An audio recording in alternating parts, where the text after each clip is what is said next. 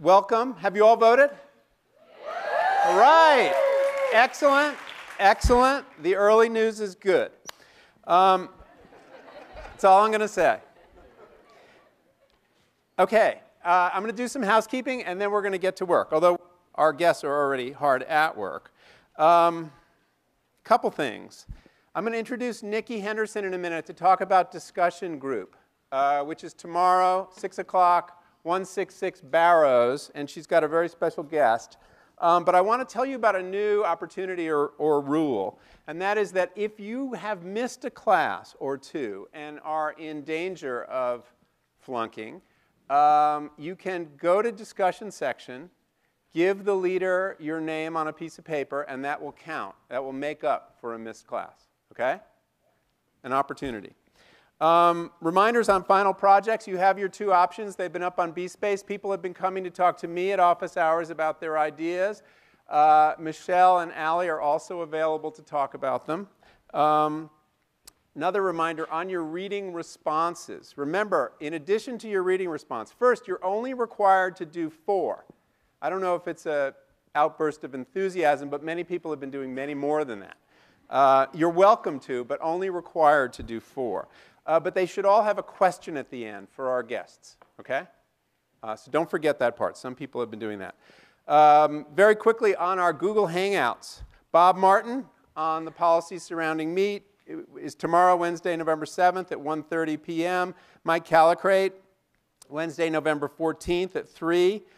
Submit questions on all these to Stacy, S-T-A-C-E-Y, at edibleschoolyard.org. Samin Nosrat, who you'll be meeting tonight, November 19th at 3:30. That's a Monday. And Harold McGee, who you will also be meeting. He's stirring the pot. He'll be Tuesday, November 27th at 11 a.m. Again, submit questions in advance. And the Hangouts can also be viewed on playback at youtube.com, ESY Project, and on edibleschoolyard.org. This is all in the resources section of BSpace, but for the people in the community, we thought we would share it. Attendance question. Get out your clickers. Very simple. If you have voted, hit A. If you have not voted, hit B. And if you still intend to vote, you'll have 20 minutes after class, and if you get to a polling place before 8, they have to let you vote. Hit C if you still intend. So A is you've already voted. B is you haven't voted and don't intend to. C is you're going to vote after class is over at 7:40. We may run a little long, especially for those of you who want to eat, but people are obviously welcome to run off at 7:40. But not before. So let me introduce Nikki Henderson once again to talk to you a little bit about discussion section. Nikki. Good evening. Ooh, hello. Hi. There we go. There we go. Hi, everybody. Oh, I was weak. Hi, everybody. Hi, Nikki. This is going to be an incredible lecture, so I just for myself want to know that you guys are nice and enthusiastic and warmed up. But I wanted to do a plea for the discussion sections because the ones that I've been attending have been incredible, and I want to encourage all of you, not just the students who need to make up a class, but all of you to come. A couple of weeks ago, Haven Bork and Lena Brooke came, and we had these incredible conversations about meat. It was after the meat lecture. And tomorrow night, Chef Jenny Houston is going to be coming to talk to us, and she's had 30 years of experience as a chef. She's run a catering company. She's a member of the Oakland Food Policy Council and has a lot of really good, juicy information about the politics of being a chef and the politics of running a catering company, especially in the San Francisco Bay Area. So a lot of the complexities that we might not be able to get into tonight, we're going to be able to get into tomorrow. And that's really the thrust and the vibe of the discussion sections, is digging into the complexity and answering those hard questions, and then coming up with more questions. So I just wanted to encourage everyone to come. I would love to see you there, and I will hand it over to our lecturers then. And first, back to Michael, however. Thank you, Nikki. Thanks a lot, Nikki. One more bit of housekeeping. Sorry, guys. Yeah. Next week, on the 13th, I'm going to be on this stage all alone for the first time since the first class. And what I want to do is talk a little bit about the success or failure of Prop 37, which we'll know tonight or tomorrow, what that battle meant for the food movement, talk a little more generally about the food movement, but mainly use this opportunity to try to connect the dots on a lot of the very disparate things we've experienced in this room so far. So it's an opportunity for you guys to bring questions. And we'll have plenty of time for questions. I'm only going to lecture for a little while. And I want you to give some thought to what's hanging still, what issues we have addressed that don't make sense, what issues we haven't connected, and what issues we haven't addressed at all that you would like to see me address. It's an opportunity to consolidate what's been going on in this class. So for your reading response next week, those of you who want to do it, there are two pieces up on B-Space as of today. One is a piece I did for the New York Times on Prop 37 and the food movement. And the other is an attack on me in that piece from Slate magazine on the folly of Prop 37 and food movement. So that'll give you some stuff to start with. But for your response, I don't want any writing. I just want questions, okay? So use that time to formulate questions that you really want answered. So tonight, what is this all about? Well, we're going to talk about, and not just talk, about an important but often overlooked link in the food chain. The thing that happens between the farms and the table, which is the preparation, the cooking, or processing of our food. And we're going to look at the science and the politics of flavor. You know, in a course on food politics and food storytelling, it might not immediately be clear what in the world cooking has to do with either storytelling or politics. And we're hoping to answer that question for you. We're going to take a look at the role that chefs play in the food movement. Chefs, you know, used to be regarded in society, if you look at most of Western history, as fairly inconsequential characters. You know, kind of appurtenances of the wealthy. And something happened. If you go back in history, you look at ancient Rome, I think it was Livy wrote, he said, when the chefs in your society become celebrities, you're on the road to decadence. Yeah! I don't think anybody believes that anymore. Well, maybe some people still believe that. The chef today is playing a very important and generally constructive role in the movement to reform our food system. And the history of Chez Panisse, which all of our chefs today are involved with in one way or another, really illustrates that. I don't know how much you know about that history, but the inspiration of the restaurant was Alice Waters' experience eating in France as, I think, an exchange student in college. She was a Cal student. And she wanted to start a restaurant that would form community around her at a moment of great political upheaval in Berkeley. But she was also looking to recapture a flavor, an experience of food she'd had in France that she had never had in this country. And when she set out to do it, she found that she couldn't find the ingredients she needed to create that sort of flavor. And so she went on a quest and sent her father on a quest and, to find farmers who could grow beautiful produce, raise beautiful animals that would create the kind of flavor experience she was striving for. And in the process, she began supporting organic farming at a time when really no one knew what organic farming was. This is 1971. Because it was on those kind of farms run by people like Bob Kennard, who you met a couple weeks ago, that she could find that great flavor. She began promoting those farmers on her menu and began promoting organic agriculture and really gave a tremendous boost. So that's one sense in which a chef can have a political effect. Chefs, as I said, have become indispensable allies in the food movement, advocates and also with their cooking, storytellers, as we'll learn tonight.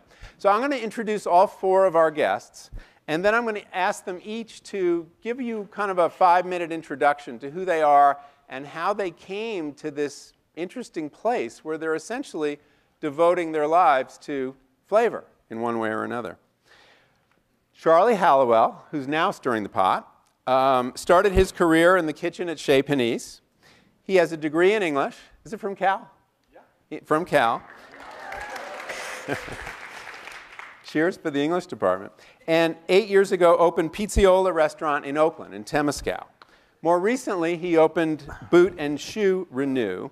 Both his restaurants have become really important community gathering places, as you are welcome to see tonight after class, where there is going to be a party/benefit for the Red Cross relief efforts from Hurricane Sandy. It's $30, and everybody is welcome to come. And the $30 is a contribution to Red Cross relief. But the restaurant has become a place where many events like that take place. Jerome Waag, here. Did I pronounce your last name right? Waag. Is executive chef of Chez Panisse, as well as a performance and visual artist. He's the co-creator of Open Restaurant, a collaborative project dedicated to rethinking issues related to the production, distribution, and consumption of food. And hopefully he'll tell us a little bit about that project. Samin Nosrat is another Cal graduate, another English major, and in fact was a former student of mine in the journalism school a couple years ago, and then became my teacher, teaching me how to cook, and I can attest to what a great teacher she is. While she was an undergraduate here, she saved up her money, and after a semester or so, had enough money to enjoy a meal downstairs at Chez Panisse, a meal that actually changed the course of her life. She immediately applied to the restaurant to be a busser, got the job, and while still a student at Cal, and then went to work there after she graduated. She, in addition to cooking, she teaches cooking classes, organized pop-up restaurants in the city, and is a writer, a wonderful writer. She blogs at Ciao Samine. Now, Harold McGee, who's right here, is not himself a chef. However, he is a god to chefs worldwide. Believe me, if you ask chefs about Harold McGee, they will bow down, because he can explain better than anyone alive what exactly is going on in their pots, in their ovens, in their mixing bowls. A world-renowned authority on the science of food and cooking, he's the author of 2 award-winning books, On Food and Cooking and The Curious Cook, both of which are never far from me when I'm sitting down to write. He's also been a columnist for 5 years for the New York Times dining section. So please welcome our guests.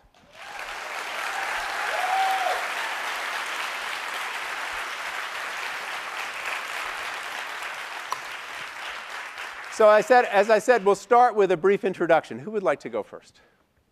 I think Samin should go I'll first. go first. Okay. Okay. Samin. Samin. All right, hi.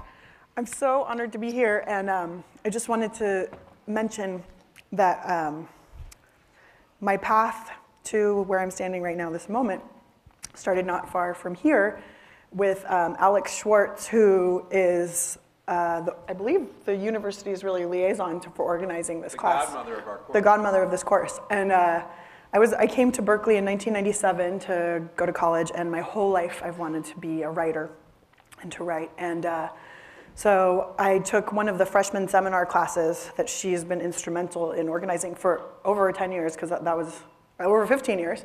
And it was with her, and she really encouraged me to. She actually taught me how to make mayonnaise at a party at her house once, and she sort of was my first for like experiencing food at her house a couple times during that first semester was maybe my first time of having a home cooked meal here in Berkeley and having food from the farmers market here in Berkeley. And as Michael said, eventually I saved my money, and my boyfriend and I went on a date downstairs at Chez Panisse. We were like, if we're only going once, we're gonna go downstairs, and really we're gonna go all out. And we really tried to orchestrate this whole thing where we made multiple reservations, because you have to reserve a month in advance, and so we wanted to, but the menu doesn't come out till a week in advance, so we really wanted to make sure we were going to eat the best possible thing for our money. And, and so, and we went there, and it was this amazing, life-changing thing. And in '97, it was sort of just, when I came to school, we had UC Link 4, Berkeley addresses, there was still dial-up, there wasn't really the internet, there wasn't really food TV, celebrity chefs. And I remember somebody said to me, Chez Panisse, that's a really famous restaurant. And I was like, what's a famous restaurant? Because I was from San Diego. I ate pizza and tacos. And my mother, who's a wonderful cook, my family's from Iran, we ate at home every night. And so the idea of a celebrity chef in a famous restaurant, I couldn't even compute what that meant. And I certainly didn't know what Alice Waters had done or why this restaurant was important. But I went there, and I just remember feeling so taken care of and so loved. And I needed a part-time job, and so I became a busser there. And pretty much the first job you do when you're a busser at Chez Panisse is they walk you through the kitchen where you see all the cooks dressed in their gleaming white coats. And everybody's so good looking, their teeth, it's a cartoon, they smile and their teeth sparkle. And I was 19 and I fell in love with it. And the first day they have you vacuum the downstairs dining room.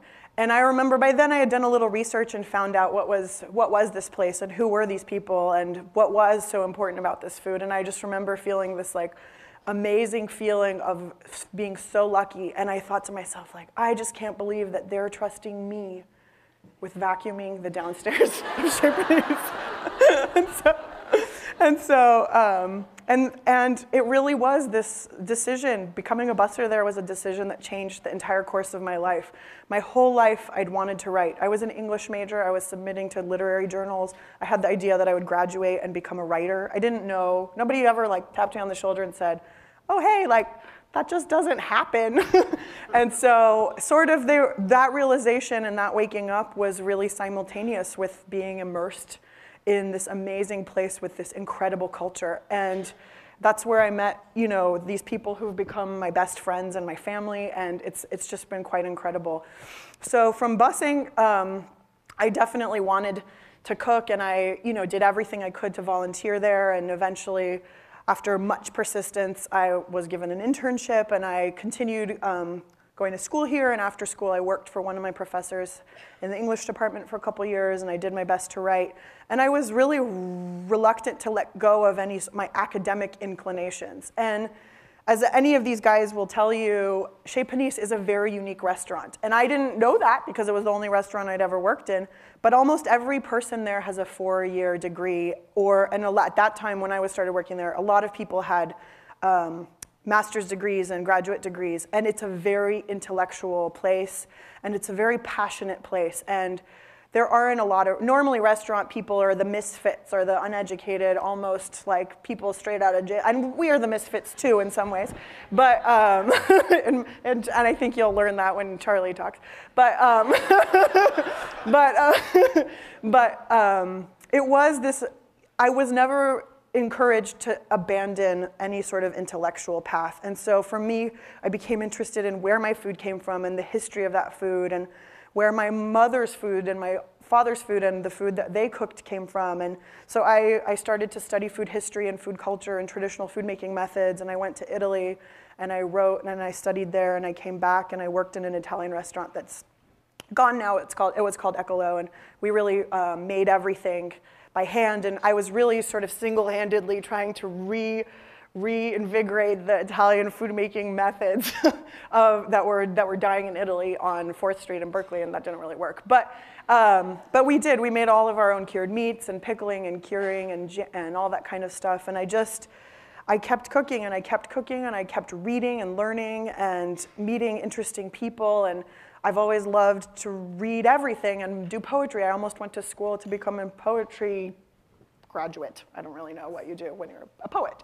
And I didn't want to abandon that because I was cooking. So it's been a challenge, and I've continued writing, and I've continued cooking, and now I don't work in restaurants anymore, and I'm really lucky to be able to write and to interact with all sorts of excellent artists and come on the stage and work with Michael and work with these guys, and I'm so happy to be here. And I'm always happy to help young people, so if you feel like you want to ever talk about this kind of stuff, please get in touch with me. My information's on the internet. I'm really easy to find.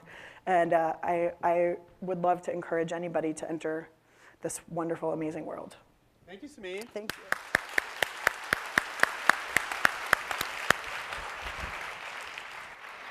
Jerome? Hello. Hello. So the question is, how did I become a chef? Well, a little bit like Samine. I mean, after high school, tell you the truth, I was kind of done by, sitting behind a desk, and I didn't want to. Yes, sorry, I'm French, so I grew up in France. I grew up in Provence, which is kind of like the California of France a little bit. And my mom was very involved in cooking. She's a great cook, and she knows all the places where to go and get the best food. And so I grew up with a lot of good food around me. And also through her cooking, she met Alice Waters. And I met Alice Waters when I was really young in France. I didn't know who she was, and they became friends. And later on, I sort of drifted to California, and I knew I could work at Chez Panisse. And I started working there as a busboy in my early 20s. And I went back and forth to France and trying to figure out where I wanted to live and sort of become some more and more fall in love with San Francisco, really, in the Bay Area. And busing when I was here at Chez Panisse. But growing up in the south of France, I wasn't a very good busser. And I didn't have like the sort of American working ethic that I've painfully learned all through the years. And so they kept telling me that, they really liked me, and, I was a friend, but really I couldn't do the job. And I was like, well, I don't care. I'm staying here because you guys are great, and I love this place. And then finally they got really frustrated, and they say, well, why don't you go in the kitchen? I'm like, all right. And that's kind of really like the way it started. And I started working in the kitchen, started at the bottom, and sort of kept moving back to France and coming back. And each time I came back, Alice would offer me a job, and finally she offered me a job downstairs, for which I was not really qualified, I think. And I sort of learned there to cook, and Chez Panisse is the only place where I ever worked. And as Samine was saying, it's a place I think that has a very different culture than most restaurants. And when I grew up, like as you were saying, being a chef wasn't really like something that was really highly regarded. There was a few famous chefs, and they were part of sort of the French tradition, but basically restaurants were really hard work, very sort of disciplinary environments. Like the story that I was told is that it was sort of traditionally in the 19th century, in early 20th century, if you didn't want to go to the army, you go work in a restaurant if you were from a poor family, because they offer you a bed and food, and at least there was that. So, restaurant was really not that glamorous at all. And so I think when I started, I was kind of a little ambivalent about that. And I really liked cooking, like the actual process of cooking. But I never really thought of it as a career. I really sort of was doing it, and I was living here, and I loved living here. And then slowly I got more and more into it. And also, as I was saying, I think being at Chez Panisse and being in this environment is really what sort of made me a cook. And I was trying, like, before I was coming here, trying to think about, like, why did I ever become a chef? Like, really, it's not out this sort of deep passion for food. And I think, look, why? I really like to eat. So that's my credential. And like when you're young and you go around and you put your finger in like the cookie dough or something, and I think I love that. And I found a way of making sort of a living doing that, because I still do it. And there is not that many jobs, I think, where you can have a really always a very sensual relationship with your environment and with what you do. I think it's pretty rare. So I think that's why I stayed there for so long, and I became a chef. The other thing is it's also working there. It's an environment that allowed me to, because as I say, I was not fully convinced that I wanted to do that for a living. And I was interested in a lot of other things, and I wanted to be an artist too. And I thought, being an artist allows you to do many things and be interested in many things in many different ways. It's very open. It's not like being in the rigors of academia or the sort of the stress of business, and you can really explore things. And so about 15 years ago, I've been working at Chez Panisse now for over 20 years, but for the last 20 years, sort of pretty solidly. And sort of 5 years into it, I asked the restaurant formally that I wanted to pursue sort of an art practice, and if I could work part-time. And they said yes, and they've been really good. I've been working there part-time since then, and they've been very good at honoring that, which is very exceptional too. So I really think, my becoming a chef is really has been because of Chez Panisse and because of that environment. And maybe a couple of things that we can say about it is that kitchen apparently they don't have to be what they've been classically, this sort of really stressful and difficult place, kind of unnecessarily competitive. They can be places where people support each other, and they're sensual. I think in most restaurants, actually, you can't get away with all the stuff that we get away at Chez Panisse. I mean, there's a real sort of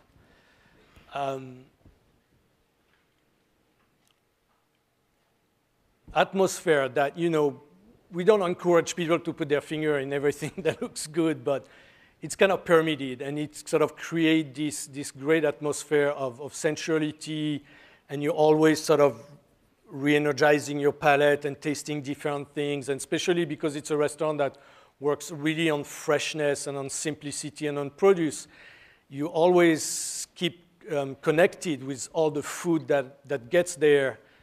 And good. So I don't mean to do like an infomercial for Chez Panisse, but it's kind of what, it's my story, so I thought I would share it. Thank you, Jerome. Sure.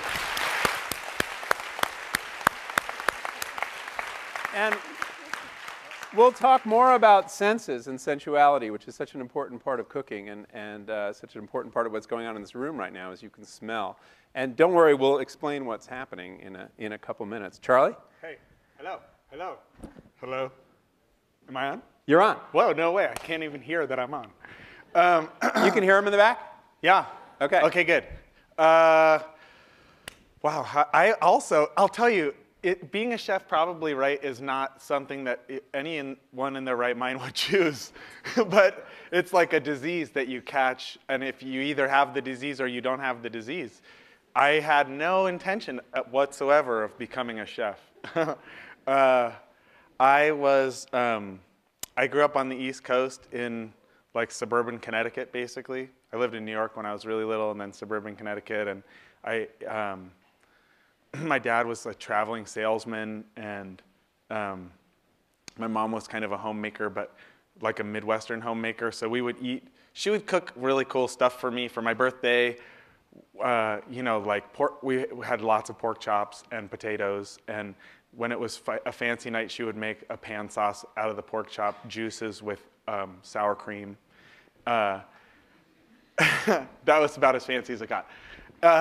And we would. But something happened in my life that we don't really have to go into, where my parents kind of disappeared when I was about 7 or 8, and I had a little brother who I wound up basically being responsible for cooking dinner for 5 nights a week. And we ate a lot of TV dinners for a while, And then we ate a lot of like Sara Lee chocolate cake that we heated up in the microwave and put ice cream on for a while. And then I started like getting a little bit curious, like, oh man, what, you know. And it's funny, I never thought like, oh, this could be a job, or this is something people do, or it was just the way to get us some food and to have something to eat while you watch TV after school. But I really got into making meat sauce. Spaghetti with meat sauce was like my specialty, and and I'm still obsessed with, like I would cook a ragu almost any day, or bolognese sauce, or, you know, but like the ragu, like the slow cooked thing. And I wasn't conscious of it at all then, but I started to get this idea of cooking meat slowly in juice, and how delicious that can be, and how it like filled the whole house with smells for hours. Like, even while you were going through the entire like 4 to 8 o'clock spectrum of 30-minute sitcoms, the house smelled so good if you were making a ragu, right? So anyways, I went to high school, and I wound up leaving the country, and I still had no intention or even idea that being a cook was like a possibility. And I lived in China for almost 2 years, and I came back here, and I came to the Bay Area, and just a couple months after coming back, I fell in love, and very quickly the love turned into a baby, and I was all of a sudden back in a position where it was like, oh my God, I have to take care of people and cook dinner for people, and really the only job I could get. I had worked as a dishwasher a little bit in high school, and so I got a job at a restaurant, and I was very disappointed. I thought like, oh, I'm going to be a Chinese scholar. I'm going to study Chinese poetry, da da da da da da da, and kind of all those dreams I had just kind of got like yanked out of my hands, and it was like, all right, I have to support this family, and I got a job at this horrible restaurant in San Francisco, literally like a restaurant on Fisherman's Wharf, making like, you know, cioppino in a bread bowl or whatever, and it was so horrible, but it was also really magical. It was like my first time in a real production restaurant, and the guy who ran the restaurant was this wonderful gay guy who had, his partner had died of AIDS a few years earlier, and he had never had a son, and he was kind of the executive chef, and he had spent years living in San Sebastian, Spain. And he just kind of fell in love with me, and I kind of fell in love with him, and he took me under his wing kind of as like the son he never had. And he would teach me how to really cook food. Like those places, you know, when you go to those places, they don't actually cook food. Everything's frozen or from a can, and there's guys who are really good at heating it up, and almost all of them are El Salvadorian or Mexican, or, you know, there's like a whole underworld that runs all these massive restaurants that most people in America eat at most of the time. And if you're in a place where you're like a 20-year-old guy and you have a newborn baby and you have nothing at all in the world, and like most people have turned their back on you, those people, that's like the place to be. It was so amazing. Like, I was so taken in and so loved, and I worked as a line cook at this horrible restaurant for almost a year, and this guy would take me to his house and privately give me these amazing cooking lessons. And it was so beautiful. So I started to have this idea, like, wow, food, I started thinking about history and food, and mostly about food and how it relates to these really deep human interactions. That it is, maybe, as far as I can tell, there's a few other places, like music is one of them, but that food is a place where we come together and we really recognize each other's humanity, and it can dissolve a lot. If you feed somebody, you're doing something really profound and beautiful, and I started to see that. Like, I had seen it a little bit cooking for my brother, and I had seen it a little bit in China, and I had seen it, but all of a sudden, I was really alone in the world trying to figure out my life, and these people that I was working with were taking care of me and cooking food for me and bringing me to their homes and bringing me to their sons' christenings, and this guy was taking care of me like for no good reason, it all revolved around food. And then I met this guy at the park, and he had some kids, and I had some kids, and we kind of became friends, and it was Cal, Peter now, who's the chef, along with Jerome in the downstairs kitchen. And he was like, after a couple weeks, he's like, what do you do? And I was like, I'm a cook. He said, no way, I'm a cook too. I cook at this place called Chez Panisse, and I had never heard of Chez Panisse, or, I was like, And he was like, oh man, you should come check it out. And I was like, well, I already have a job at a restaurant. It's cool. He was like, no. This is a different kind of restaurant. And I was like, all right, well, I'll come check it out. So I went and checked it out. And they kind of gave me a chance. There was like a position open, like the lowest of the lowest positions. And they said, you can do the lowest position. For a couple days, work a couple days, we'll see if we like you and if you like us, and we'll, and it was really amazing. It's so beautiful. If only the beauty alone is enough of that place. Like walking up the alley along the side of the building with the wisteria growing and the monkey puzzle tree and the old craftsman redwood. Anyways, it's like so unbelievably beautiful. Just being there starts those like sensual juices in your body. Right? It's true though. So, and then you start thinking, right? Those juices start flowing, and then you walk into the kitchen, and like a woman in the pastry department is juicing a lime, and somebody in the savory area is picking some cilantro, and these like waves of scent, or it's so visceral, it's so unbelievable, and you start having these conversations with people, which, I remember the first year I worked there, they pretty much just said, shut up. So I didn't have a lot of intellectual conversations that first year. But once I had shown them that I was going to stick around for a while, I was allowed to speak. And I had some very good conversations. And part of it, I'm not going to do a Chez Panisse infomercial, but so I'm going to tell you one story, and then I'm going to shut up. I went on to start a restaurant, and then I started another restaurant. I have 2 kids now. In the middle, I came to Cal. I went to Cal. I'll give you a little Cal infomercial. I went to Cal as a single dad, working my ass off full-time at Chez Panisse, making like $13 or $14 an hour, and I was able to pay my tuition at Cal. So if you want young, hardworking, struggling people to be able to go to the world's greatest public university, please fight to make sure that tuition doesn't keep going up. So,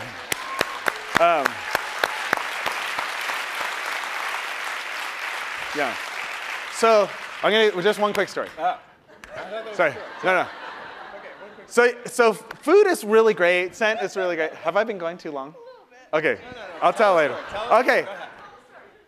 So all of this, I worked as a cook at Chez Panisse for almost 10 years. I've had my restaurant for almost 10 years. I love food, cooking, celebrity chefs, blah, blah, blah, blah, blah. Really, it's about this, right? It's about actually opening your heart to these human beings around you, to nourishing them and spending time with them. And I got married at Chez Panisse, and I got divorced at Chez Panisse. And Alice called me the day she found out that I was getting divorced, and Alice is like a mother to all of us. She really is like the mother of all of us. And she called me and she said, I want you to come over to my house. It was like 8 in the morning. I was so depressed. I was in the middle of getting divorced. She's like, get over to my house. So I get in my car and I drive over to her house. And I think God, Alice found out I'm getting divorced. She found out I did and she's going to shout at me, or she's going to yell at me, or she's going to lecture me. She's going to da-da-da-da-da. And I walked into her kitchen, which is such a beautiful kitchen, and her table was set for one. And there was a coffee cup and a champagne cup and a glass of orange juice. And it was so laid. It was so beautiful. There were flowers, and there was a bowl with lettuce that she had picked from the garden. And she just said, sit down. And she didn't say a word to me, and she proceeded for an hour to serve me this unbelievable breakfast, the most beautiful breakfast I've ever eaten. And it was just so clear to me, what Chez Panisse was about and what cooking food for people was about. That it was this way to like really open your heart to the people that you love and care about. And I feel like that's what we do. That's what being a cook is for me. It's like trying to expand that experience to the other human beings who are constantly having this structural apparatus that's doing the exact opposite to them, right? Like the world is trying to steal your humanity. And I feel like cooks are trying to help you steal it back. Great.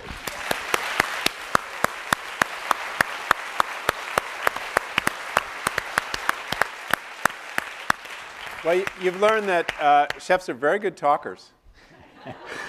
Harold is also an English major, right? That's right. That's right. I don't know exactly how many of us there are, but there are very few of us who graduated with a Bachelor of Science degree in English from Caltech. But that's what I did. So I've taken a very indirect route to standing on the stage tonight.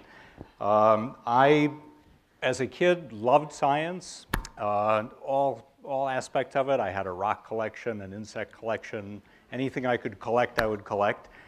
And I went to Caltech planning to be an astronomer, study the stars and the origins of the universe and that kind of thing. So in a way, I haven't gone that far, right? I've just put a G in front of the subject I was originally going to study.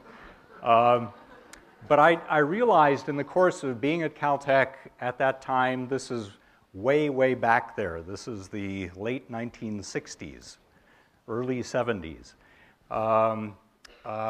Richard Feynman was still there teaching, and it was an amazing place, still is an amazing place. But I realized after a couple of years that what I was really interested in was not so much the calculations that allowed you to figure out what it was you were looking at when you looked through the 200-inch telescope. It was actually the ideas and the emotions that kind of information and that kind of experience inspired in me, and I figured inspired in other people who knew about that kind of thing. So it took me a few years, but I finally realized that I was really there. I loved science, but I loved it not to do it, but to think about it and to write about it and to feel it, that kind of thing. So that's how I ended up getting a Bachelor of Science degree there in literature. I had planned on transferring, but the professors in English there said, please stay, we don't have any students. They said, we will give you tutorials for the rest of your stay here. We will get you a seat at the Huntington Library to do research in the summertime. So and they said, you came here for a reason, you love science. If you're a literature major, you can cherry pick whatever courses you want. Whereas if you're an astronomer, you have to follow this very prescribed course, and you don't get any biology, for example. So that's what I did, and it was a great decision, great advice and a great decision. So then I went on to graduate school. Long story short, wrote about Keats, couldn't get a job at the end of my years of study and a few years of teaching as well. So I began to look around for something else that I might do. And again, a professor of mine said, you know, you have the science background. Not that many people have that kind of thing. So why don't you think about writing about science? And so I began to think about that. And I began to think about writing not about the origins of the universe, because there were other people doing that very well, but no one was writing about the science of everyday life. And a friend of mine gave, for fun, a graduate student, gave a one-day class, like a 2-hour class, on the thermodynamics of crystallization as applied to fudge making. And the class was sold out and lasted 3 hours instead of 1 hour. It was a huge success, and that got me to thinking. And I'd been cooking the way, you know, graduate students cook. That's kind of interesting. You know, maybe there's something there. But the conversation I had that made me write this book that got me to stand here to talk to you was with a friend of mine from New Orleans who loved red beans and rice. And I was talking with him about this possibility. We were commiserating about jobs. He said, okay, if you're going to write a book about cooking and the science of cooking, I've got a question for you. Is there such a thing as a fart chart? Is there such a thing as a list of the worst offending beans and other legumes on the planet? Because I love red beans and rice, and I can only eat one serving before I suffer. This is around the time that Blazing Saddles came out, so it was topical in that sense. And so that was a hugely important question because it made me realize something that I hadn't realized before, which maybe has something to do with this, this class, that there were stories I could tell. Not just facts about, make fudge this way in order to get this kind of crystal, but things that actually had to do with people's lives and interests and passions, and they could be funny stories. So the question sent me to the library, to the TX section of the Library of Congress, which I'd never visited before, and that's how I discovered this discipline that's called food science, where in fact lay the answer to the question, is there a fart chart? There was a fart chart. And even better than that, a lot of the research had been funded by NASA. And if you think about it, this is the days of the moon shots, and you're enclosed in a capsule, and, it all made perfect sense and a great story. So I decided to invest a few months to try to write a book on spec of this kind. Before I had finished writing a sample chapter, a publisher in New York heard about it and called me up and said, I hear you're writing a book about the science of cooking. Can I take you to lunch? And things worked out. I was very lucky because this was now the mid-70s. That's pre-balsamic vinegar, pre-Starbucks, pre-olive oil industry in California, pre-all kinds of things. But it was when people were just beginning to get interested in a big way in food in this country. And so I was very lucky with the timing. I wrote this book. When it first came out, it didn't get a whole lot of attention, but slowly with time, people saw that there was an interest in that perspective, the science of food and cooking, and eventually I was able to make a living at it. So that's the story in brief. Great, Harold. Thank you.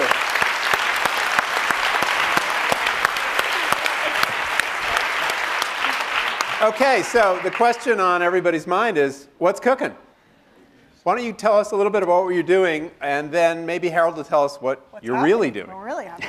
Yeah, so what are you making, and how are you making it? So we're making tomato sauce with our favorite, well, my favorite, your favorite tomatoes. Oh. These tomatoes are a variety called Early Girl, and they come from a farm run by some of our friends called Dirty Girl down near Santa Cruz. And they're very special, this particular tomato from this particular farm, because they're dry farmed, which means essentially that once the plant gives forth fruit, they stop watering the plant. So all of the energy, all of the Darwinistic future of that plant goes into the fruit and the seeds and future propagation, which creates fruit, maybe a smaller tomato, a little bit of a tougher skin, but so much more flavorful and so much sweeter and tomatoier. It's like the true, what's it called? Platonic ideal of a tomato, I think. I mean, they're so delicious. And so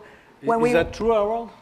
Is that a good description of what's going on there? Or? It really is. It really is. Right. I mean, there are so many fruits, even locally, sustainably, organically grown fruits that are tasteless because they're over-irrigated. They just get so much water that they fill up with it, and then whatever flavor is there is diluted, and you don't enjoy it as much. Yeah. So we came together to choose what to make, and for us, we wanted to do something that was in season, and this is the sort of the last week of these tomatoes, and we wanted to make something that meant something to all of us, or in some way we had some relationship to. And I think Charlie sort of laid a really beautiful foundation for this discussion when he was talking about the meat sauce and sauce and how, you know, do you want to talk about what you were going to say about how connecting to? Sure. Well, you know, I mean, sauce is one of those things, right, that I think everybody has some, well, I think of, I mean, it's nice to have people here. I think, for me, thank you for coming. People who are thinking about probably a lot of the time language. Because for me, flavor and language, I process in my brain in a very similar way. And so for me, especially with sauces, and like bolognese is the one that stands out for me because I ate Chef Boyardee ravioli growing up, which is something I loathe to admit, but I did. And Chef Boyardee ravioli is kind of like trying super hard to be bolognese. Like it's that sweet meat sauce where there's a lot of carrot sweetness and so that tomato and some kind of meat that's, anyways.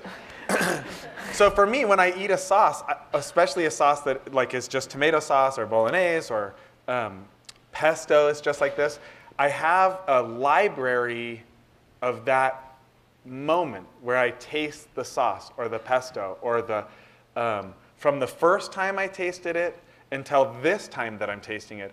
And there's like, it's like a Rolodex almost, where I take that bite and all of a sudden the whole Rolodex spins through and I have this memory landslide of all the times I ever tasted that thing. And in that memory landslide, there is a kind of benchmark. There's a standard for which each new time I taste it, that new time is put up against the standard, which is what I think is the way that thing should taste. Which I do, and I think a lot of cooks think this way, which is why we always say like, taste everything, taste everything, taste everything, so that you have this sense, even raw ingredients, like taste the raw tomato. How does it taste compared to all the other raw tomatoes you've ever tasted? Where does it fall in the history and in your personal narrative of what a tomato is supposed to taste like? Or taste the salt. How does it fall in your personal narrative of what salt is supposed to taste like? And then, like, how does that compare to your narrative of how salt, like we were talking about red onions or yellow onions today. Like, why don't you know, I think you should do this with yellow onions. Samine thinks I bought the red onions, so we had an argument about it. And then it's like, well, but no. The village I worked at in Italy, they used the red onions. You know, so I do feel like, and then it also puts it into this context of time and history where you start thinking, like, Samine lived in all these places in Italy where they used red onions. And then there are cookbooks where it says use red onions. And I lived in parts of Italy where they used yellow onions to make tomato sauce.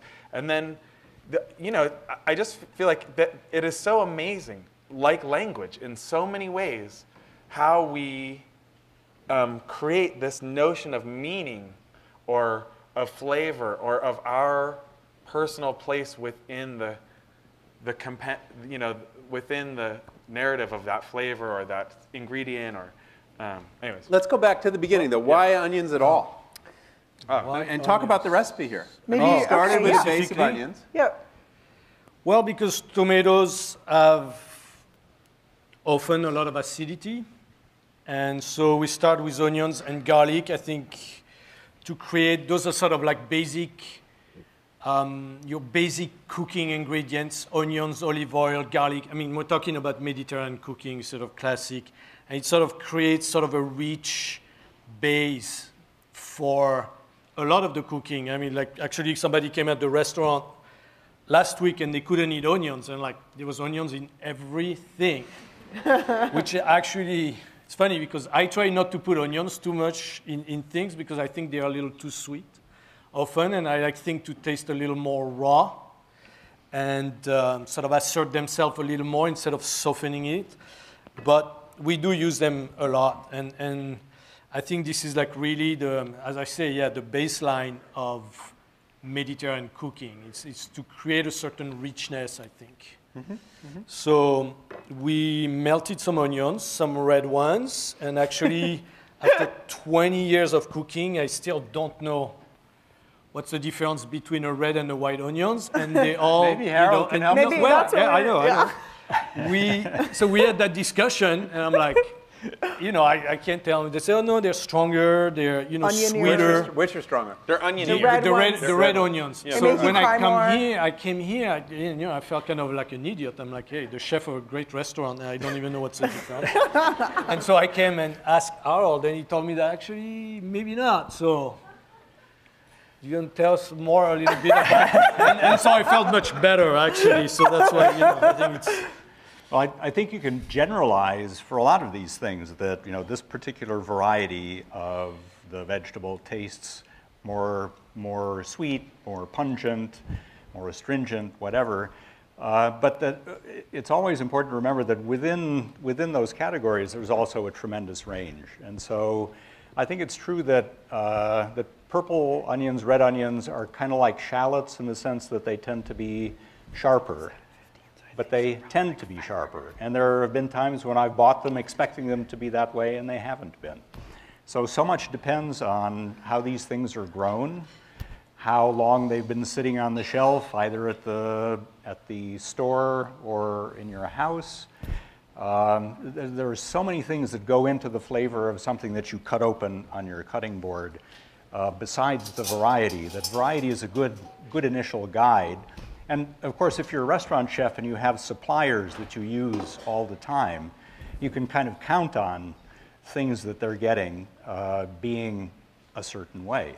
But certainly speaking as someone who doesn't work in a restaurant, who buys from markets, supermarkets, farmers markets, I haven't been able to come up with, for me, a satisfactory kind of classification of onions based on flavor. Well, I think the more you cook actually, and especially the more it becomes like that to me anyway, and especially like, Prop 37 and the whole organic sort of side of things, you discover that it's real produce, and they're always changing. And you can get these tomatoes, and this week they're great, and then you order them, and there was a little chill, a little too much fog, and suddenly they're a lot more acidic. And so what is good about that, it forces you to really be engaged with what you do. And so, which is the contrary of industrialization that tries to sort of create norms for everything. And then you go and you get this canned whatever, and you know that exactly what it's going to taste like.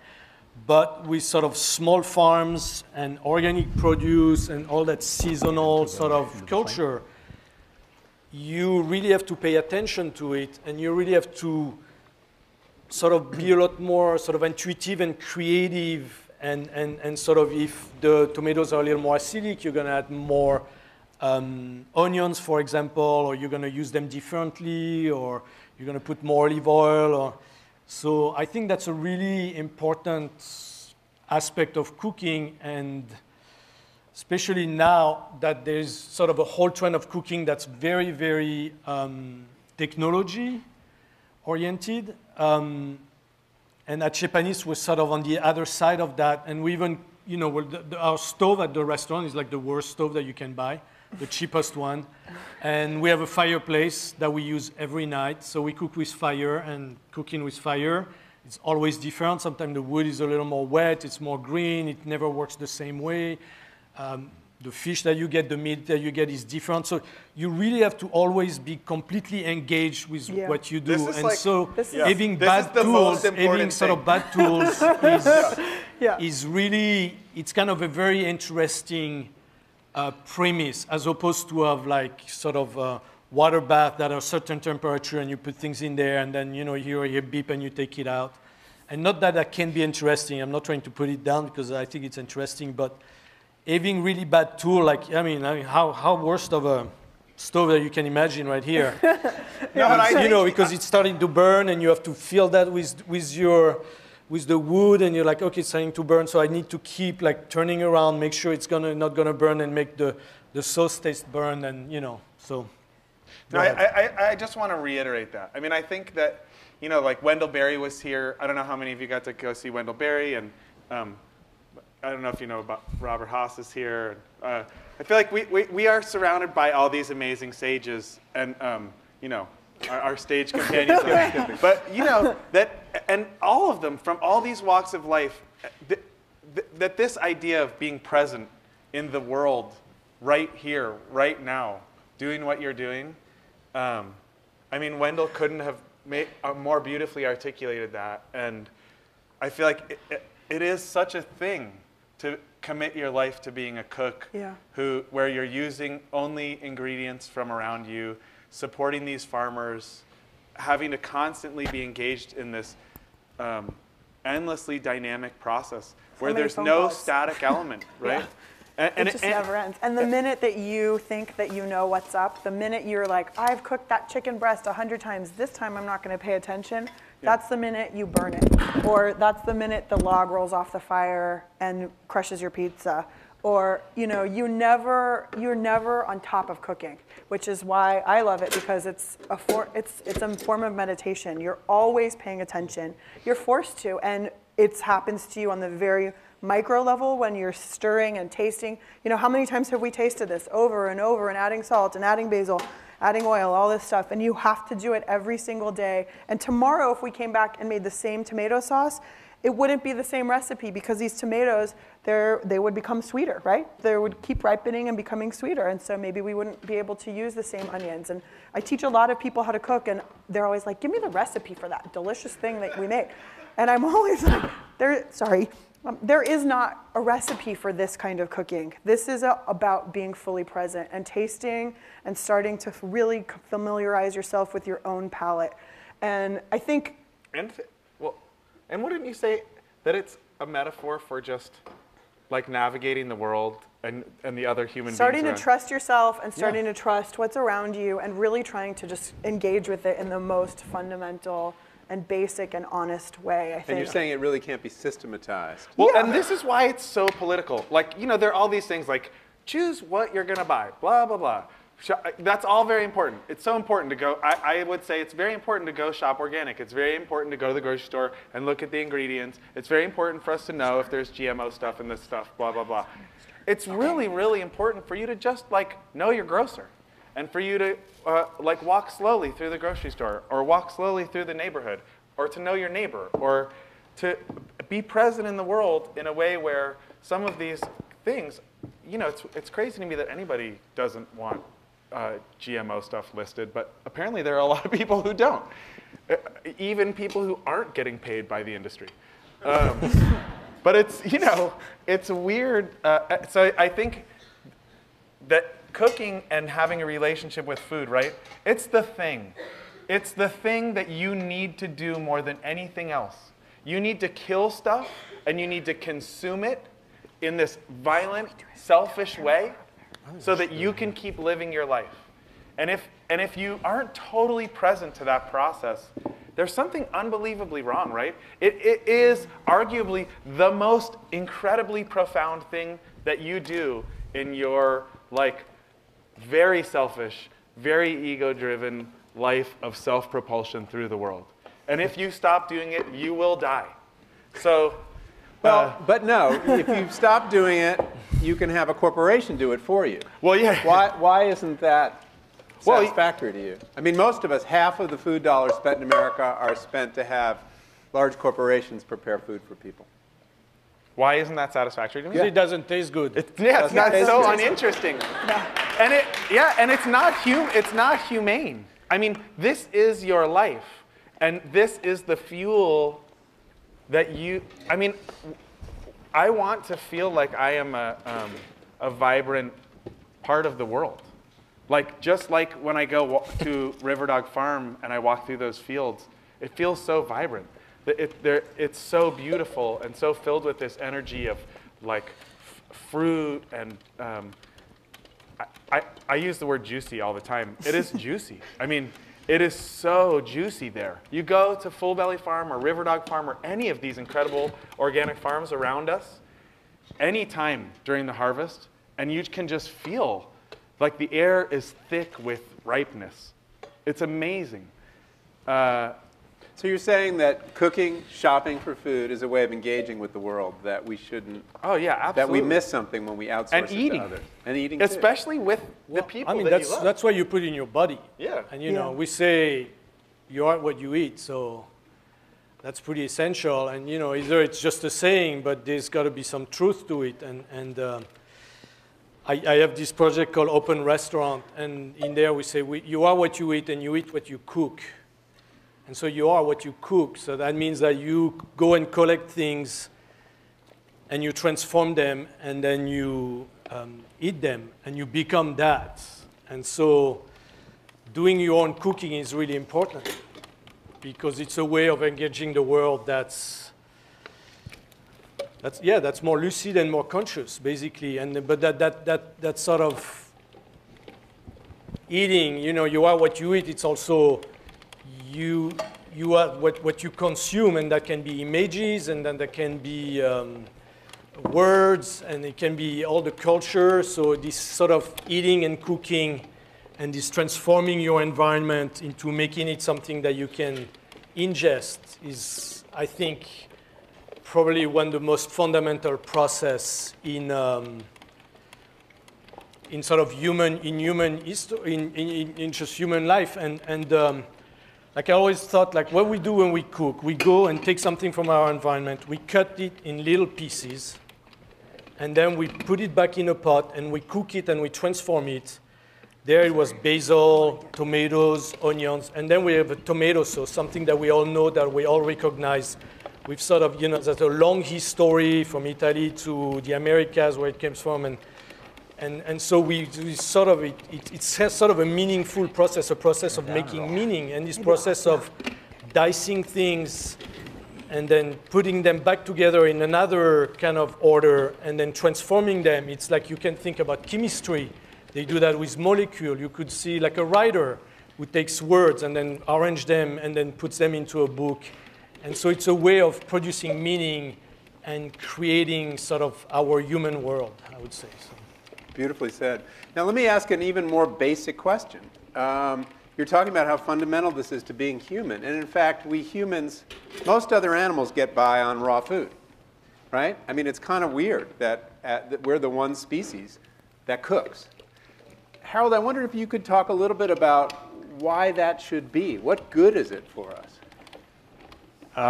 Really good question, and I've been trying to understand that for a few decades, and am still at it. But it seems to me that, you know, for a long time, the explanation that anthropologists gave was pretty much completely utilitarian. It made food safer to eat. It made it easier to chew, easier to digest, and so that's why it caught on. It was adaptive.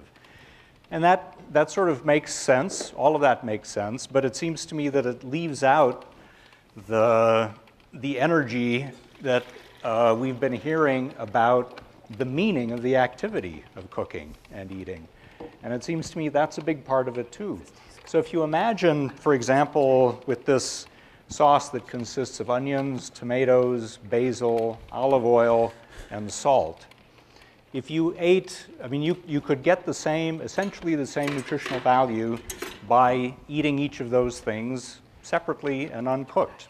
And maybe some of those components would actually have more nourishment for you raw than cooked. Vitamin C, for example, tends to get used up during the cooking process. So maybe you'd get more vitamin C from the tomatoes raw than you would in the sauce. And yet, if you think about eating a basil leaf or eating an onion or eating a tablespoon of salt, it doesn't work, right? There's just absolutely no comparison. And it seems to me that a big part of it has to do with the fact that we have these senses of taste and smell and all the others that actually do enter into the pleasure we take in food. And they're there to be used. If you have those senses, they're there to be stimulated. And back in the early days of human evolution, they were probably being stimulated a lot more than they are these days by life in cities, for example. you had to use them to stay alive, to find your food, to find your mate, to avoid predators and so on. And now they're basically not being used at all, except in contexts like these. So it seems to me that a big part of it is the fact that we have these senses that are capable of tremendous distinctions among things and telling one thing from another.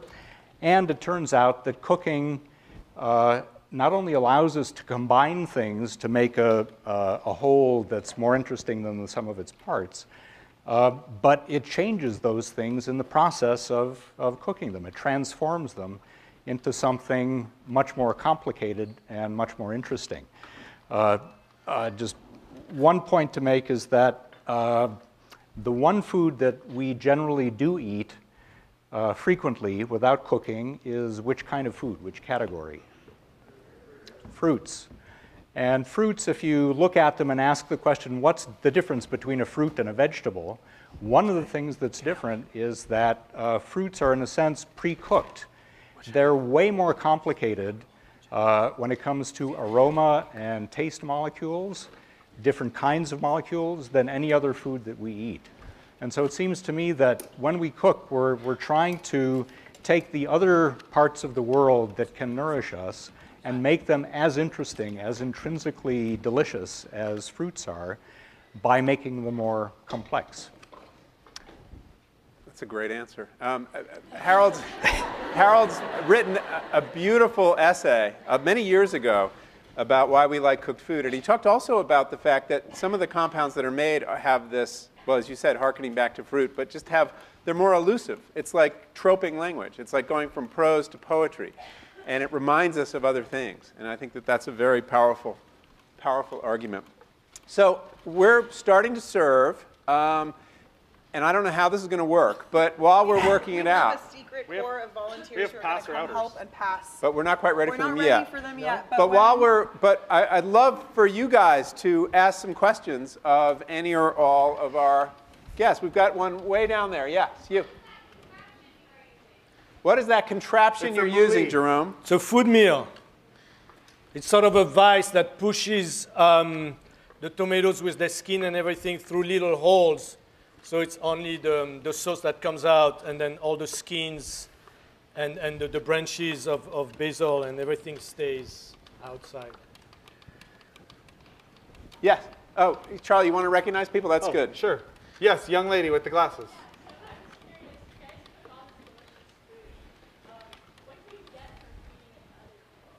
What do you get? Oh, God. Well, oh, yeah, God. So much. You have no idea. I mean, we cook a lot together, and so you get, it just feels so good to cook for people. It's my favorite thing in the whole world. Like if you cook something for somebody, and they eat it, and they look at you with those eyes like, why is that? Well, for one thing, you're making something that someone's putting in their body, and that's really a beautiful thing. And I think for Jerome, it is. And I think for Jerome, and then, you know, Charlie and I write, and Harold writes also, and for me, I've always had this thing in my mind, like I have two different parts of my brain and two different careers that I pursue. And one is about sitting in a desk and like by myself and knocking my head against the wall and angst and, you know, being really in my head, and it takes months or years to produce something that maybe I'll share with someone and maybe they'll read it. And maybe, just maybe, some small percentage of those people will share a reaction with me, and I'll know that they enjoyed it or hated it or any sort of reaction. And the other part of my career in my life, I make something, I have zero time to get attached to it. There's no like angst over it. I make it, I am satisfied with it, I put it out in the world, and someone eats it, and ideally they love it, but maybe they hate it. And usually I hear back. A lot of times you hear back. And you get to know that you're doing something that's actually affecting somebody else. And that is not, you know, all of these people who've come on this stage before us and will come after this semester, they're people I admire and look up to, but not a lot of them get to actually see the immediate effects of what they do and somebody enjoying that or just even being able to have any sort of dialogue. So I think that that's really special. Before you recognize the next questioner, we should get our serving team. Okay, come on, specially designated helpers. One thing I think that happens when you're cooking that, About the right amount. and I think this is really important, I believe, and this might sound pessimistic to a lot of you, but I do believe that there is this structural apparatus that's at work against most human interaction in the world these days, like Samine, against old people, against young people, against brown people, against all kinds of people, and that part of the way that functions, and I think this has a lot to do with capitalism, is that it's really essential for us to basically be afraid of each other. For you to have this like really vigilant inner security guard that's constantly telling you that I and most of the other people here are judging you, and you have to be wary of us. And I don't know why it works this way, but somehow dinner time and like cooking, breaking bread, I mean, people have been talking about breaking bread for a long time, right? It's one of the ways that we like bring a stranger into our home, or like make peace with somebody that we need to make peace with, or it is this very primal experience. And I also think it's one of the ways that you get that little inner security guard to maybe fall asleep for a little while. And when that little inner security guard falls asleep for a little while, there's an opportunity for you to actually have like an authentic human interaction with the other human being that's there, that isn't mediated by fear or by judgment or by all these other things. And it is really fucking amazing when that happens. And I think it's really rare. So I feel like that, for me, that's like really, when I cook a meal for someone, it is absolutely my objective to put the security guard to sleep. Is there another? Yes. Can you stand up and speak loudly?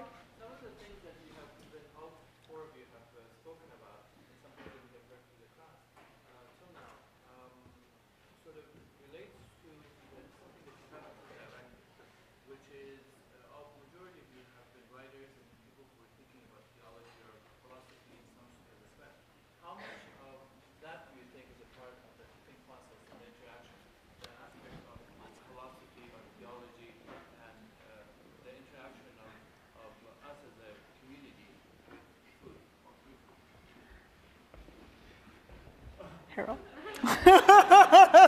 Well,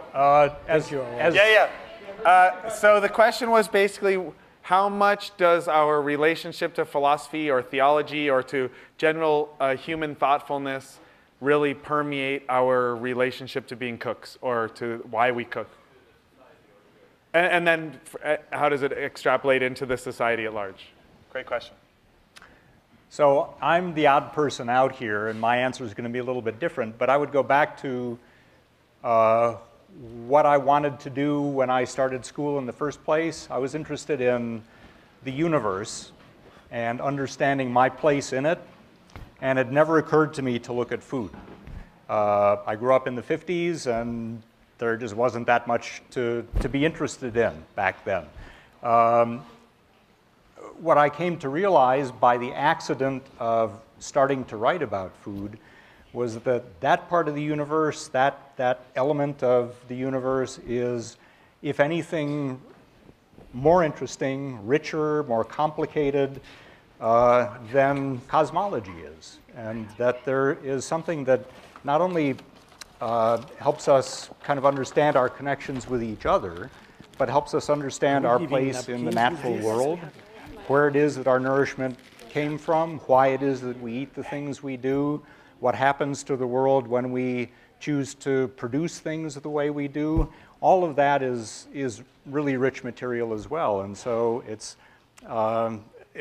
really is just the richest subject that I can imagine. Yeah, well, I have a shorter answer, which is there's no better place than a good meal to talk about all these things. And a glass of wine, by the way. Well, but come on. I mean, can we get personal? No. Okay.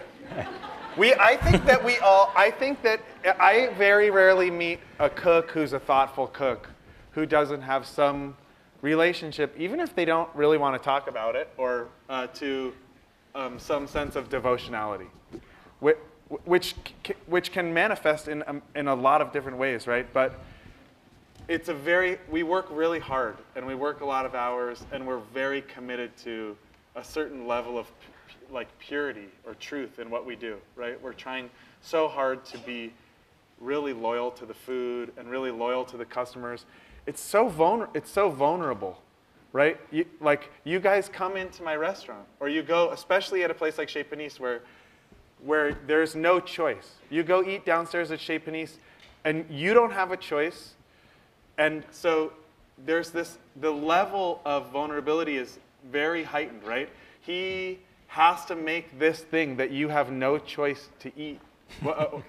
Whether, it has to be really delicious. Right. You're putting yourself in his hands so completely. So what you're saying is that maybe all these things, by studying all these things, it gives you sort of a level of focus and attention and commitment, maybe, that translate into the food. Yeah, but that is very similar to devotionality, I think. We are devotees of Dionysus and of the food, right? Right? I mean, we are. All right. Yeah. Let me ask the chefs in the room a somewhat awkward question. Then I'll turn back to you. By the way, it's at 7:40. You guys, if you leave, sorry, you won't get anything to eat. But you're welcome to stay. And, but it's coming. It's coming. It's on its way out, and people in the back are starting to get served. You talk about this connection with people and reaching people and what your food does to people, but you all work at restaurants that everybody can't afford to go to. And I wondered if you'd talk a little bit about that, about how you democratize the kind of experience you're talking about. We can all talk about that. Well, I don't know. You go first. How you democratize it. I mean, I can, Chez Panisse is a well-known restaurant, and on the weekend downstairs it's $100. It's a lot of money for a lot of people, but compared to other restaurants, it's not actually that expensive. And other restaurants of that quality. Yeah, you can pay $300 or $500 or something sort of ridiculous. And it's also a restaurant that's all dedicated to a certain idea that we've been talking about tonight. And it's not really a restaurant that's making any money, actually, to anybody, really. And it's expensive because the produce that we use are expensive. We pay the most money for meat, poultry, vegetable, and we're happy to do it because it's a way of supporting a whole community that's an alternative food system.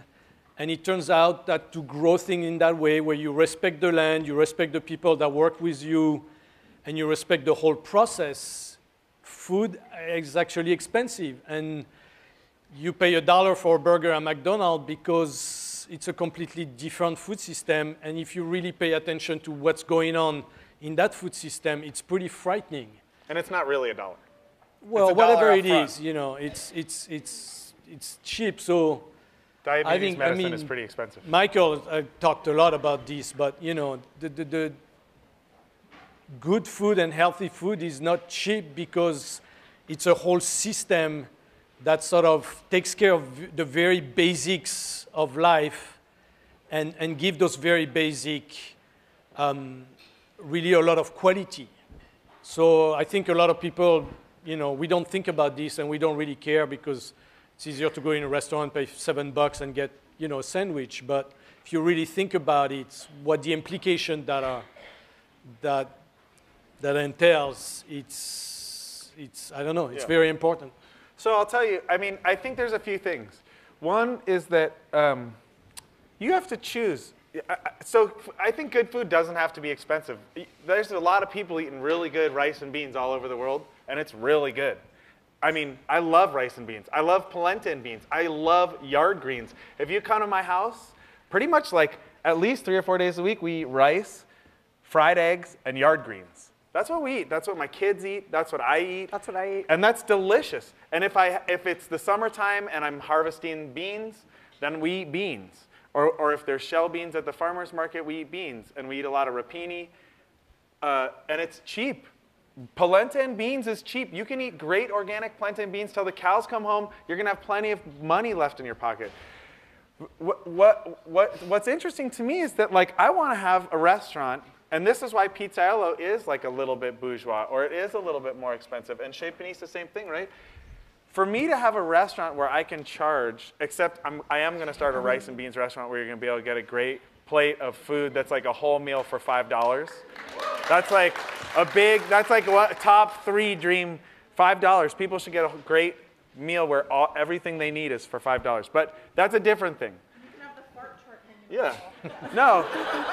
Right? I want to have a restaurant, and I know Chez Panisse wants this too, right? Where you take a real human being. So it's not just about the consumer. It's about the people who work there. I want to take, like, say one of you wants to come get a job at Pizzaiolo or at Chez Panisse. We're going to invest so much time in you. We're going to absolutely, if we choose to hire you, invest years of our time and energy in teaching you this amazing skill and bringing you into this amazing family. And that costs money, right? That costs money, right? It's so much cheaper to make a product where you can just plug some faceless, nameless, expendable human being into the cog and teach them to do some silly task where they just do the same dumb thing over and over again. What we teach people when they come to our restaurants is how to be like vibrant, engaged, dynamic human beings who are really paying attention to what's going on, who are really engaged with what they're doing. And when you make that kind of investment in somebody, it costs money, right? It costs money to really take time and energy and love, right? If you're going to give food love and you're going to give your employees love, that takes time and energy. And unfortunately, the consumer has to pay for that. But I'll tell you, it's so much better for everybody. Yeah. Question for Harold.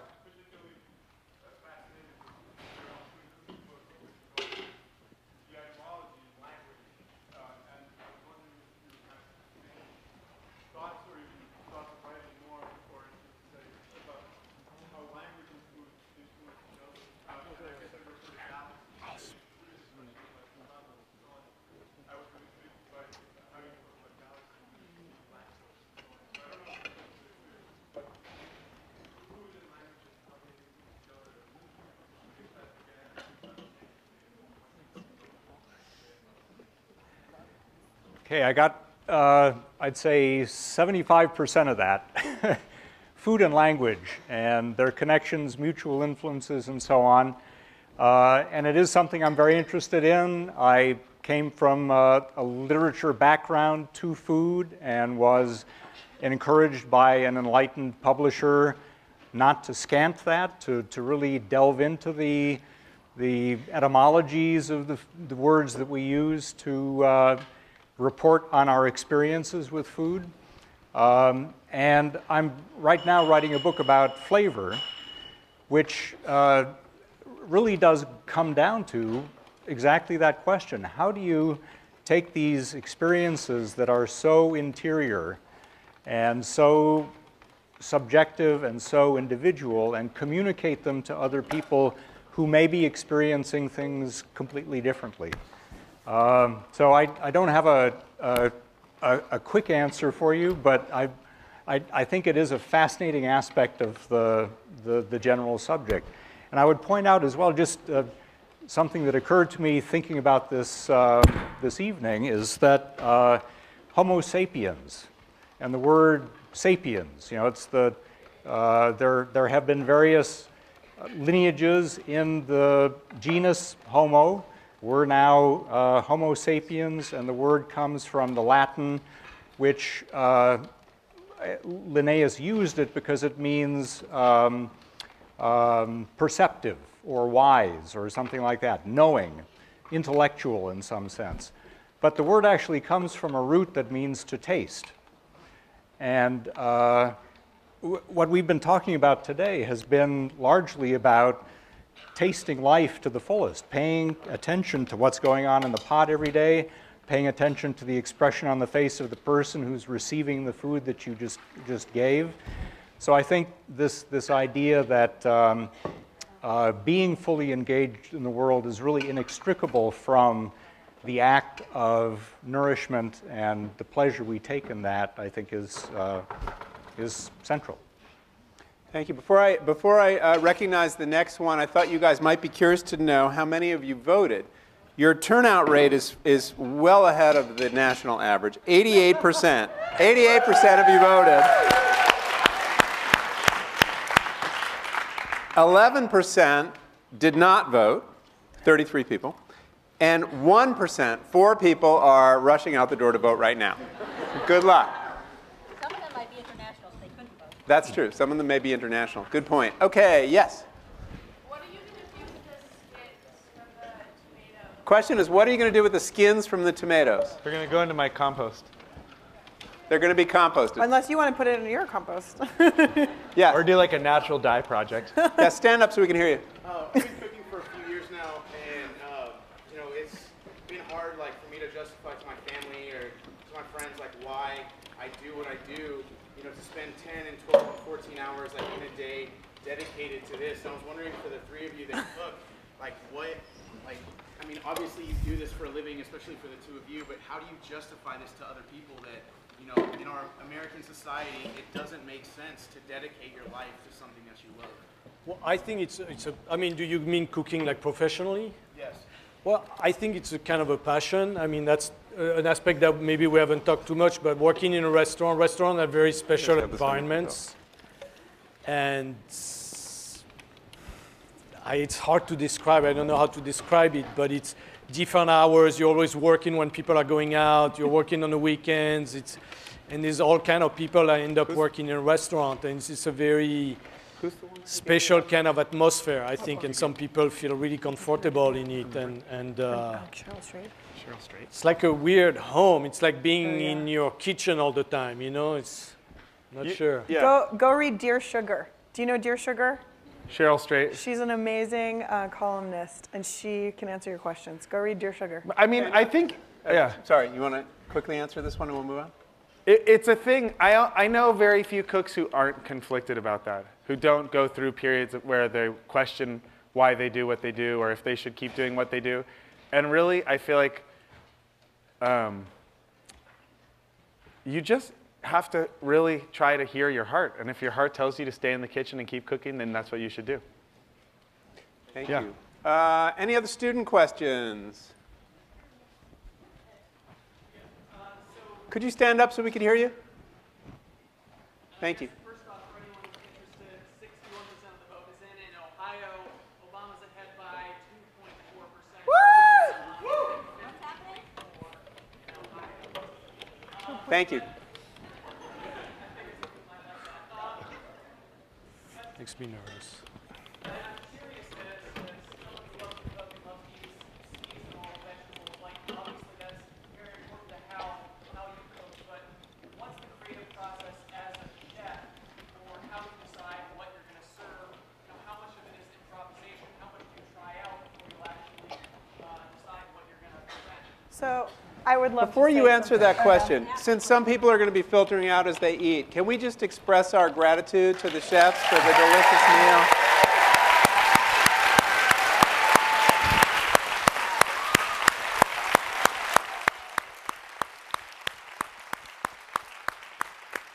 And to Michael for writing so well about Thank food you, and Jerome. politics. Thank you. Can we know how is the sauce? And can we know, how is the sauce? All right. Uh, We haven't tried it yet. Thanks. Okay, so if you want to answer the I would question. just love to say something really quick about that, because I think this is something I think about all of the time, and we come from one very small bubble of the food world where, and I think we landed there sort of Okay. for a reason, and I think all 3 of us connect, sort of like Charlie was talking about that Rolodex of flavor. There's also a lot of stories in that Rolodex of all of the people who came before who cooked that thing, and the place that that thing came from, and the reasons for the way that something is done. And there's just a lot of thought that goes into deciding what to cook for dinner or what to put on a menu. And a lot of it has to do with how different dishes will go together. Or am I trying to evoke a place? It's tomorrow, Charlie and I have birthdays very close together. And last week I was a guest of Jerome's at the table, and he was making bouillabaisse. And I came and I told Charlie about this bouillabaisse, and so for our birthday dinner, we invited our friends over and we made a bouillabaisse. And what I was thinking of when we were cooking that, which is bouillabaisse is a fish stew from Provence. It's Jerome's food that he grew up eating, that his ancestors have been making for thousands of years. And I'm not Provençal, Charlie's not Provençal, but I can guarantee you, as we were on the coast cooking this fish stew, what we were trying to evoke was what Jerome grew up eating and what came before him in that place. But we were cooking Bolinas rock cod, locally caught, and there were just so many different things. And ultimately, we just tasted and tasted and tasted and ended up sort of where we are right now. And that, like, you can imagine, like, all these French grandmas doing the same thing, and you're part of you put yourself into a lineage of humanity that is, for me, really, really important. I mean, I feel so blessed to have, like, an old Italian grandma who lives in my heart, and an old African American Southern woman who lives in my heart, and these, like, guides of that. I feel like a lot of cooks have guides where you go to the market and you're walking through the market and you see what looks beautiful and you're like, all right, this stuff is beautiful, I'm going to buy this stuff. And then there are these voices in your head that are telling you all the things that you could cook with those things. Like, oh, you could make this or you could make that, but maybe you should do this because it would go better with that. And it is this, once it starts, it's like it never stops. It never stops. I mean, it's what I'm thinking about before I go to bed. It's what I'm thinking about when I wake up. It's what I'm thinking about in the shower. Like, it's amazing. Well, I think it's very complicated, though. I mean, that's like one story, sort of the tradition. But what makes something taste good? It's such a complex story because it's not really, a lot of it is cultural. You grew up with something, it tastes good. Like people here love peanut and butter sandwich. You can ask any French person, they just think it's the most disgusting thing they've ever eaten. I mean, I'm serious. And so, like what actually, I mean, this is maybe a strange story, but I saw a documentary on Aborigines, and they wanted to have a party. They killed a monkey, and they threw the whole thing in the fire like that, with the hair and everything. They didn't even get it. And then they just took it out and they were starting eating that. And that was their like sort of party food. And then to me, it was like, oh my God, I can't even like start to thinking like you could find that good. But they did. And so what makes something good? I mean, that's probably one of the, maybe your book on flavor is all about that. I don't know, I can imagine. But it's a very interesting story because it's very complex. And for example, I think like sort of Charlie was talking about at Chez Panisse, we really sort of arc back to some kind of authenticity and tradition, mostly sort of Italian, French, Mediterranean. And now there's a lot of restaurants that put things together that, you would never think of, And so is that good? And what is good? And is a very, I don't think I can answer it, but it's a good thing to think about when you go to a restaurant. And somebody was talking about language before. And my job really at Chez Panisse is to write menus. And Alice Waters looks over these menus because I have to write them for a whole week. And we change things all the time because the way that you frame a dish is very important in the way that you're going to prepare somebody to eat it. And how do you evoke something? And you bring them around something. And so language sort of creates frames and stories create frames through which tradition is expressed and flavor and taste is developed. And it's kind of a really, I don't know, I could talk about it forever. Before you do, has everybody gotten to eat? Anyone still need? Not seconds, but I think there are seconds up here. You can come up after. Yeah, you can come up after. Maybe we'll take one more question, and then we have to let the crew go home. Yes? Not a question, an observation. I cook every day. I'm also a musician. Every day when I'm in the kitchen,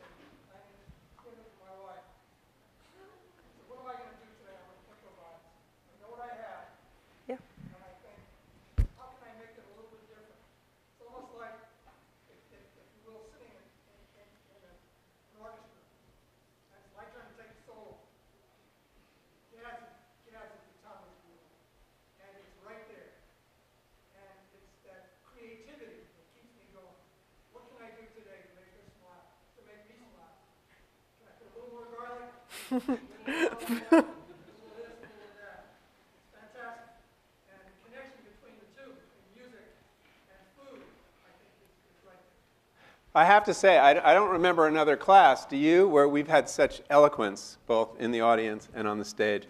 Can we thank the crew that helped, and our chefs, and Harold?